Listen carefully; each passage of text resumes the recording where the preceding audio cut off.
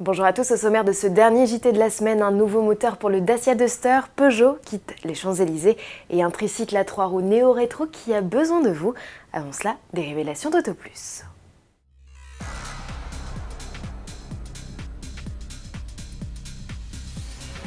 Au 1er juillet, la limitation de vitesse des routes à double sens chutera à 80 km/h. Combien de kilomètres sont réellement concernés par cette mesure? Quels sont les départements les plus touchés? Pour le savoir, AutoPlus a fait appel à l'expertise du cartographe et fabricant de GPS TomTom. Bilan, 1 million de kilomètres de routes touchés, loin des 400 000 annoncés par le gouvernement.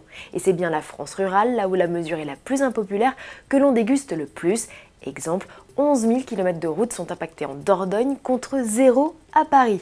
Retrouvez la carte de France des routes et des radars qui passeront à 80 dans le nouveau numéro d'AutoPlus en kiosque dès ce 8 juin et sans limite de temps sur notre kiosque en ligne. Du nouveau sous le capot du Duster, pour répondre aux nouvelles normes anti-pollution en vigueur au 1er septembre prochain, Dacia introduit le 1,5 litre Blue DCI.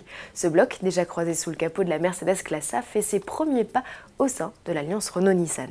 Décliné en 2 niveaux de puissance, 95 ou 115 chevaux, il offre de meilleures performances que l'ancien 1,5 litre DCI, tout en conservant un niveau de consommation et d'émissions similaire. Le Duster 2 roues motrices est le premier à en profiter, mis à prix 14 350 €, soit un surcoût de 150 €. Le carnet de commande est ouvert, les premières livraisons sont prévues en septembre. Les Duster 4x4 et à boîte auto en profiteront prochainement, tout comme les autres modèles de la gamme Dacia.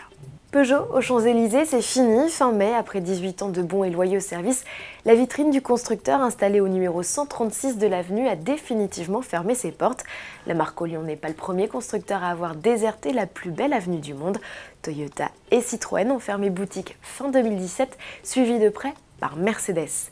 Rationalisation d'éco oblige, les marques préfèrent désormais miser sur les plateformes numériques. Seuls subsistent Renault désormais et le groupe Fiat Chrysler.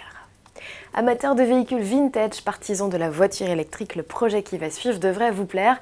Voici le Nob 100. Ce tricycle 100% électrique au look délicieusement néo-rétro est l'œuvre de Romain Muljar, un Estonien. Il vient de lancer sa campagne de financement participatif dans l'espoir de voir son concept devenir réalité. Pour l'aider, ça se passe à l'adresse ci-dessous. Plus d'une cinquantaine de personnes ont déjà craqué sur ce charmant véhicule triplace en investissant entre 1 000 et 10 000 €. Il a déjà rassemblé 50% des fonds nécessaires à sa mise en production. Son projet est ambitieux, certes, mais il pourrait avoir de l'avenir. Le Nob 100 est capable de parcourir 220 km avec une charge et ses performances ne sont pas ridicules avec un 0 à 100 km/h réalisé en 5 secondes 9. Alors, vous vous laisserez tenter ou pas? Bon week-end à tous et à lundi.